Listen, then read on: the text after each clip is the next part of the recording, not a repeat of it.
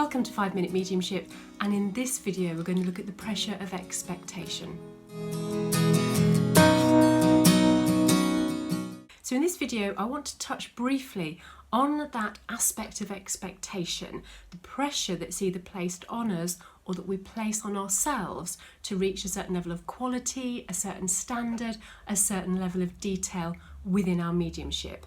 And we all want to strive to improve and refine our mediumship. Sometimes that process of striving to better ourselves, to better understand our mediumship, to improve the level and quality and standard of our mediumship means that we can be placing undue pressure on ourselves. Or you might be feeling that pressure is placed on you from other people or organisations or churches. Either way, being under constant pressure actually starts to contract our energy, it actually starts to inhibit the flow of mediumship, and it actually stops us being able to reach for and improve and strive and deliver an ever improving quality and standard of work. If we think about pressure as being constrictive, then relaxing into the way that we work is the key essential component, isn't it?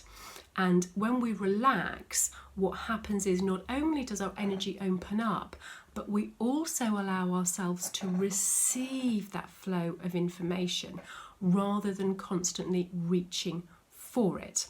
What we have to remember in terms of how we work and the standard that we achieve within our work is that mediumship is a constantly evolving process. What I'd like you to think about is having a bar that you don't go below, and anything above that bar is absolutely acceptable.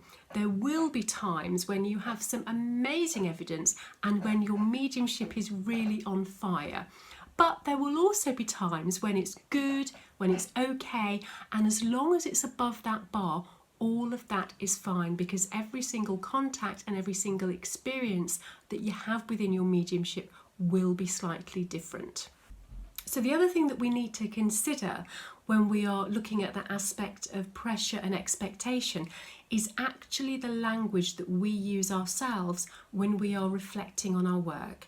Self-reflection and self-evaluation are essential. We need to be able to understand our mediumship, we need to be able to look at where our strengths are, understand those areas that are a little bit weaker and that need improvement. And so it is essential that we reflect. What I would suggest though is that if you've had a demonstration that you don't feel has gone particularly well, that you actually don't think about it at all immediately after you've finished. Give yourself 24 hours or a day or two and then reflect. Choose to look at the positives first. So acknowledge what you have achieved, acknowledge the evidence that you did place, acknowledge the fact that the communicator was placed and that they were with the right recipient, acknowledge all of the positives, and then look kindly at the aspects of your work that you think, okay, next time I work, I need to improve upon that. Self-evaluation is incredibly positive. Self-criticism isn't. I can guarantee that if you pick your work apart, it will not leave you with that sense of confidence the next time that you're going to work. And that is not useful, and it certainly is not conducive to a positive and a productive demonstration, service or sitting. So when you review your work, do so with the kindness that you would give another person, or with the kindness that you might expect from a friend who was giving you some constructive feedback.